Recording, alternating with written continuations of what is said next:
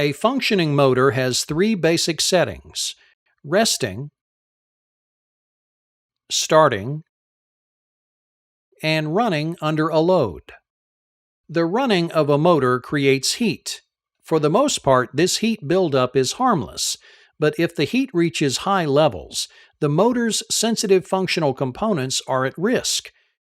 When a motor is drawing too much current and creating excessive amounts of heat, it is called running in overload. If a motor runs in overload for any length of time, the excessive heat can damage the motor. To protect motors from running in overload, manufacturers typically protect their products with an overload relay connected to the motor starter. When an overload relay trips, it opens contacts within the control circuit, stopping the motor. The most common type of overload relay uses a melting eutectic alloy. A eutectic alloy is a specific type of metal that changes directly from a solid to a liquid at a fixed temperature. In a melting alloy overload relay, the eutectic alloy is housed in a tube along with an inner shaft cemented in place. This tube is connected to a ratchet wheel.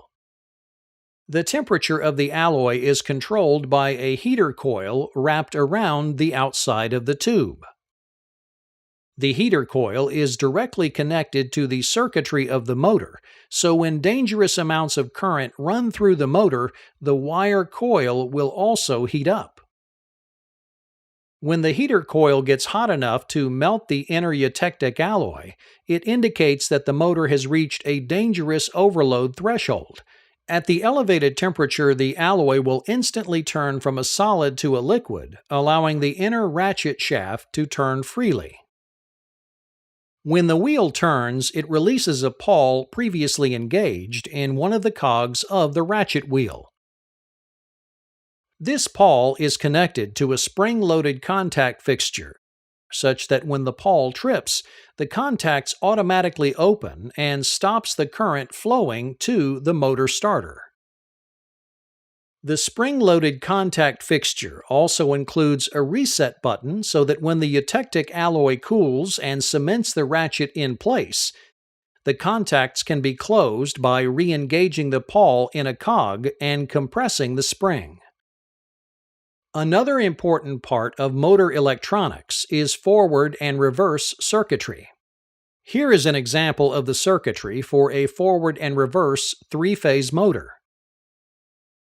When the motor is running in forward, the circuitry contacts are connected in numerical sequence: L1 to T1, L2 to T2, and L3 to T3. To run the motor in reverse, then, two of the contacts must be switched. In this case, L1 is connected to T3 and L3 is connected to T1. L2 and T2 remain connected. This reversal of contacts will cause the motor to run in the opposite direction. Great care must be taken with forward and reverse circuitry, because if the forward and reverse contacts ever engage at the same time, it will cause a destructive and dangerous short circuit. In order to protect against this kind of short circuit, manufacturers employ three types of interlocking safety systems. Interlocks create a web of safety checks within a circuit to prevent both forward and reverse coils from being energized at the same time. They are represented in circuitry diagrams by a dotted line. The most basic level of interlocking systems is a mechanical interlock. A mechanical interlock is a physical lock that prevents the forward and reverse contactors from being engaged at the same time. The second level of protection is an electrical interlock.